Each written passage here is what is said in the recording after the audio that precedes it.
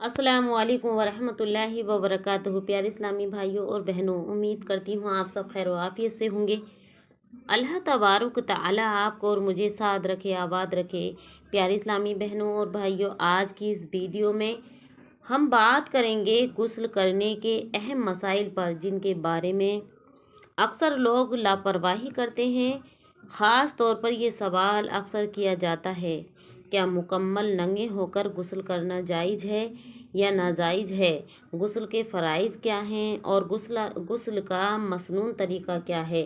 तो आइए मुकम्मल तफसील के साथ समझते हैं, अहादीस और सुन्नी किताबों के हवाले के साथ।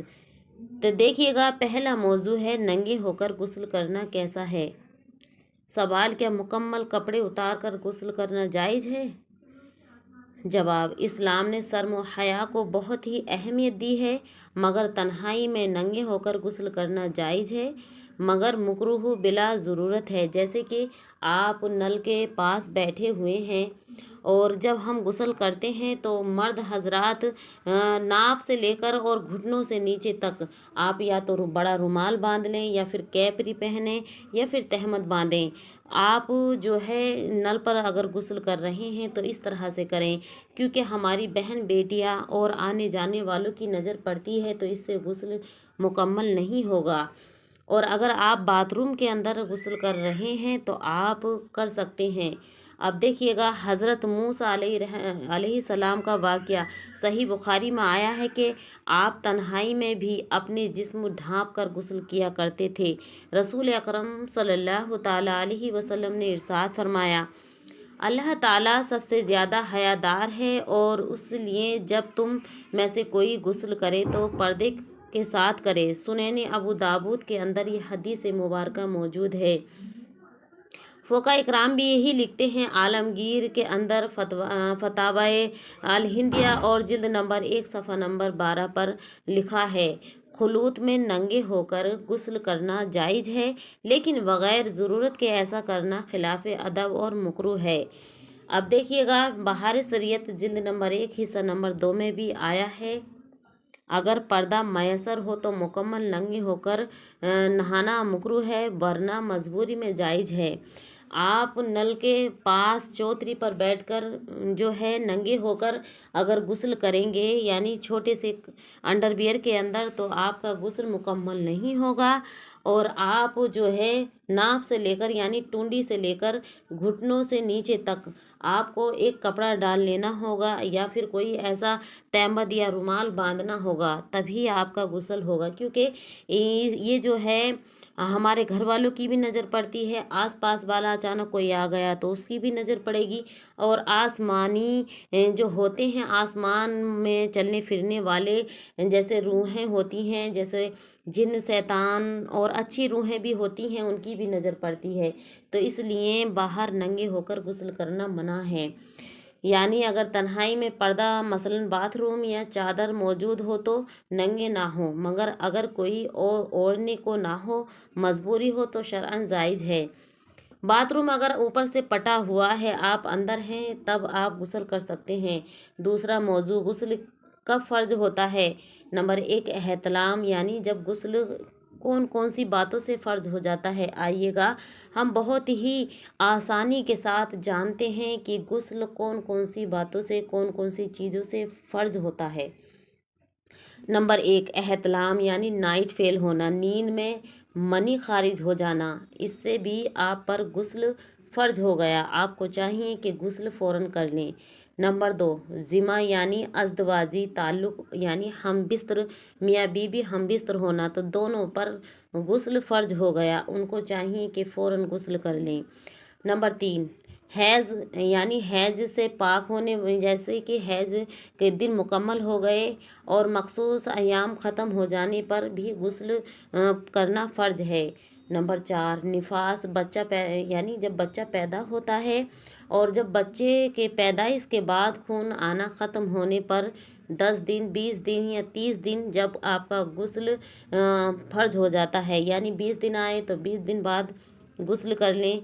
और 30 दिन बाद अगर 30 दिन तक आ रहा है तो 30 दिन के बाद कर लें। और अगर 40 दिन की इसकी मुद्दत होती है, 40 दिन तक आता है, तो उसके बाद आप गुस्ल कर लें। अब देखिएगा, बहुत सी बहनों में ये मनगढ़ंत ख्याल रहता है, इसको भी मैं सुलह करती हूँ कि प्यारी इस्लामी बहनों, जैसे कि कहते हैं कि बच्चा पैदा हुआ और 40 दिन तक वो औरत पाक नहीं होगी, ऐसा कुछ नहीं है। जब तक उसको खून आएगा, जब तक वो नापाक रहेगी, चाहे उसमें 10 दिन आए, 20 दिन आए, 15 दिन आए, 30 दिन आए या फिर 40 दिन आए। ऐसा है कि हर औरत का अपना मिजाज अलग होता है। ये एक मुद्दत रखी गई है 40 दिन की कि किसी औरत को आ भी सकता है और ना भी आ सकता। तो इसलिए हर औरत को एक जैसा नहीं होता कि वो 40 दिन में ही पाक होगी। लेकिन जब आपको खून आना बंद हो जाए तभी आप गुस्ल कर लें, क्योंकि गुस्ल फ़र्ज हो गया, आप नापाकी में रह रही हैं। और अगर आप नापाकी में रहेंगी तो रहमत के फरिश्ते घर में नहीं आते। और देखिएगा, 5वें नंबर पर इस्लाम कबूल करने के बाद इसमें इख्तलाफ है। और अगर आप करते हैं, यानी जब आप इस्लाम कबूल कर रहे हैं, पहले से आप गैर उसमें थे और आप अब इस्लाम कबूल कर रहे हैं, तो आपको चाहिए कि गुस्ल कर लें, और गुस्ल करना फ़र्ज हो जाता है। तो प्यारे इस्लामी भाइयों और बहनों, ये थे गुस्ल फ़र्ज होने के वक्त, जिन वक्तों में ये गुस्ल फ़र्ज होता है। अब तीसरा मौजू, गुस्ल के फ़राइज़ कितने हैं।